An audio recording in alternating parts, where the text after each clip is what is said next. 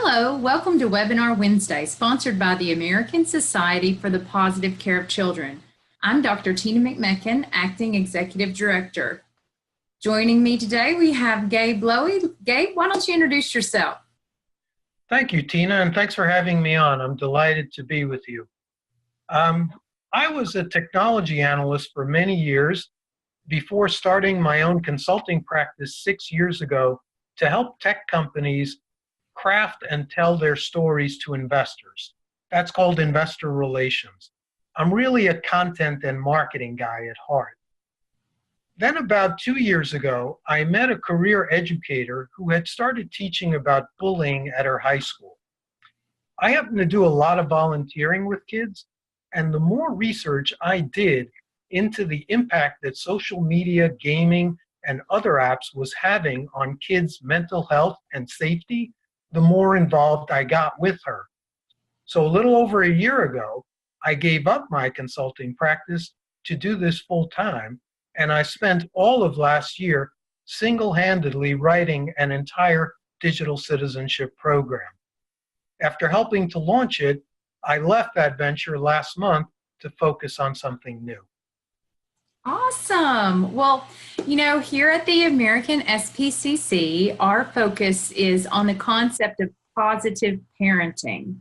And so I was wondering if you could share with us, how do you believe that the work that you're doing ties in with the concept of positive parenting?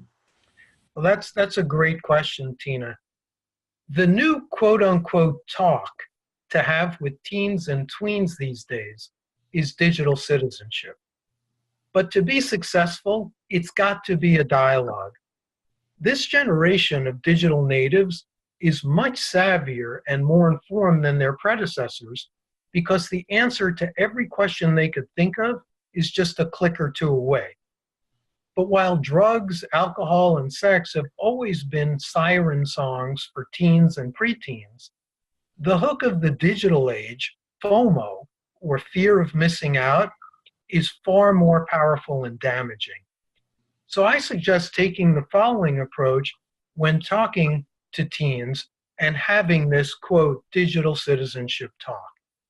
First, don't talk at them or down to them. They recognize this and resent it, and the result is that they tune you out, and therefore the message is lost. So first, instead, use a mature tone and make it relatable with examples. Second, show that you care and trust them. Many parents love and care about their kids, of course, but they still don't trust them to do the right thing or make the right decision. Children, in my opinion, need to know that you love and care for them naturally. But showing them that trust, that you can have a grown-up conversation and that you believe that they can be responsible, strengthens their self-esteem, judgment, and confidence. And they'll trust you more.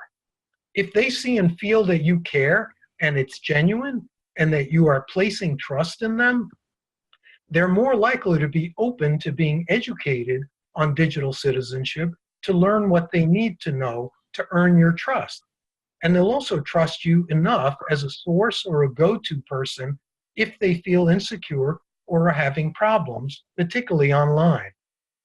The third thing is, I think you have to provide real-life examples and illustrate to them how bad online behavior, whether it's bullying or sexting or ranting or ghosting, can have negative implications for them and others, but at the same time, how having positive posts online can enhance their reputation.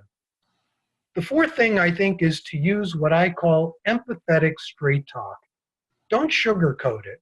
Speak in language that they understand, and show empathy for the stresses that they deal with on a daily basis that they think that we as adults are not aware of or understanding of. Because it's never been harder to be a teen or a preteen in this digital age. And finally, don't forget to praise them. Changing behavior online comes in increments. It's not one big fell swoop. So praise each one of those increments, because as you and I know, nothing motivates people to give of bad habits like positive reinforcement. So ask for their best efforts and commend them for giving it and for making the changes that they need to make. That is awesome advice, Gabe. And, as you were talking, I was thinking about a previous guest speaker that we had who suggested that anytime you want to talk with your kid about something really important, that sometimes it's easier to do it like if you're on a car ride or you sort of catch them when they're a little more relaxed instead of saying, come sit down at the kitchen table and we're going to have this chat. So, do you have any thoughts or ideas about, ways to sort of ease into this conversation without them immediately putting their guard up? Do you like the idea of maybe doing it in the car or some other setting? I don't know if the setting means that much, and I should qualify this by telling you what my background was up front. I'm not a clinical psychologist, but I am a parent, and I said I do a lot of volunteering with kids. So Yeah. I'm speaking from what worked in my personal experience and what I've witnessed through my volunteering activities and dealing with other people's kids. And that is, if you approach them in any environment, but sometimes taking a walk is a nice idea. I think the car is distracting because you have to focus on driving, but I always personally like to take walks, or sometimes I would take my son out for a hike because you can really do a lot of talking there and get lost in a conversation. And I'd say start with questions. Ask them everything from how their day's going to what their feelings are about school to everything being all right, asking them if anything's troubling them, and then maybe ease into it by saying, I've been reading more about this new concept called digital citizenship. Have you been hearing about this in school? And what do you think it means? And so you can open that conversation. And if you show them, and especially now with kids getting phones of their own when they're 9 years old, and even getting devices when they're as young as a year and a half or 2 years old, I think it's very important that in addition to showing that care, you also have to show that you trust them. This is a powerful device. The internet is a powerful medium. It's worldwide, 24/7, 365 a year. It's not like the old days of TV where you can plop a kid down in front of the TV. Eventually the program ends. With the internet, it never ends. And so I think it's important also to keep in mind that it's not one conversation. It's not the birds and the bees conversation. It's an ongoing dialogue to keep checking in with them about how they feel, what their experiences are, and how you can help them, but by showing trust in them to use their device and apps responsibly. Those are great tips. And I love the fact that you said it should be ongoing. I 100% agree with that. So, the thing about digital citizenship is it's just such a broad term. So, can you give us some idea of how you define digital citizenship? Sure. So I define digital citizenship as the practice of good habits in our online activities by using technology responsibly. In my mind, its purpose is to avoid mental health and safety issues, while at the same time recognizing that technology is an enabler that helps kids reach the next level. So technology is not at all bad. It's good, but it's not the be-all, end-all. It's just a means to an end. In my view, the goal of digital citizenship is to catch kids at what I call the point of click, when they're about to like or post or something like that, and insert a habitual pause that makes them think for a second what the ramifications of that click are to themselves and to others, so that they need to understand that it comes with consequences. Digital citizenship, because it's broad, is also about the need to understand the importance of safeguarding personal information and privacy and building trust online with people, sites, and content that we interact with every day.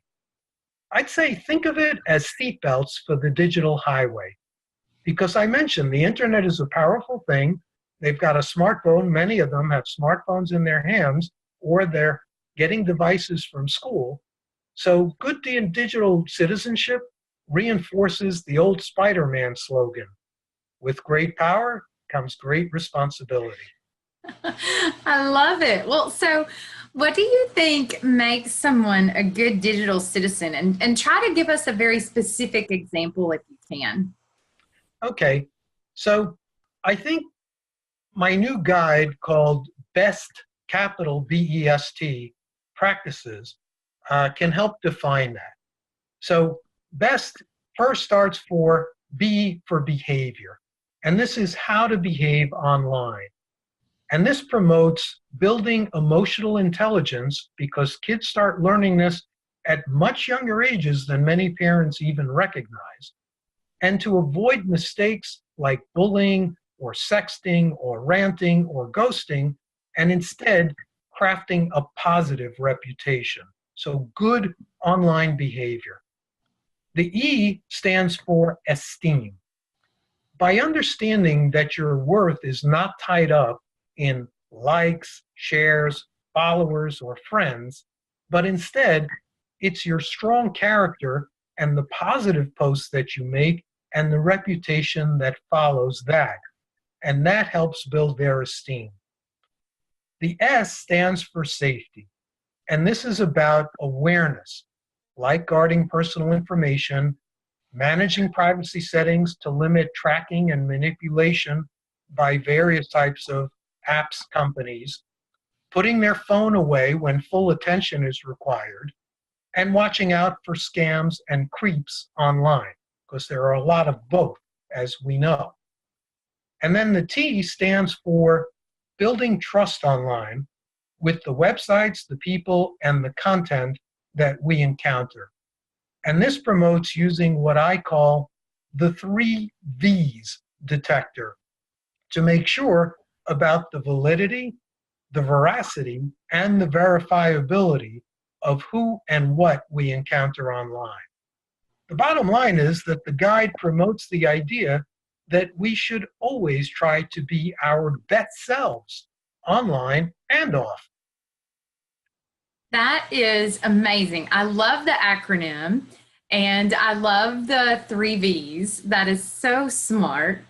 You know, you've shared a lot of information with us, especially about your new BEST program. But if you had to really distill down, you know, all of this expertise that you have and this information that you have and share one gold nugget with our parents or our caregivers that might be watching this webinar, what would that be? In my opinion, Tina, digital citizenship is the most important thing, if not, well, one of the most important things that we could teach our kids in preparing them for the next level in this digital age. Because after all, what's more important than their mental health and safety? So that would be the single nugget that parents have a unique, and teachers as well, they have a unique teachable opportunity with the internet, and particularly all the statistics that we've been seeing about children's anxiety and depression rates and suicide rates and obesity, all going in the wrong direction. And so we need to be proactive in addressing that by having this digital citizenship conversation today. So any kind of digital citizenship program is not a be-all, end-all. Its real intent is to start that conversation and make sure it is an ongoing conversation.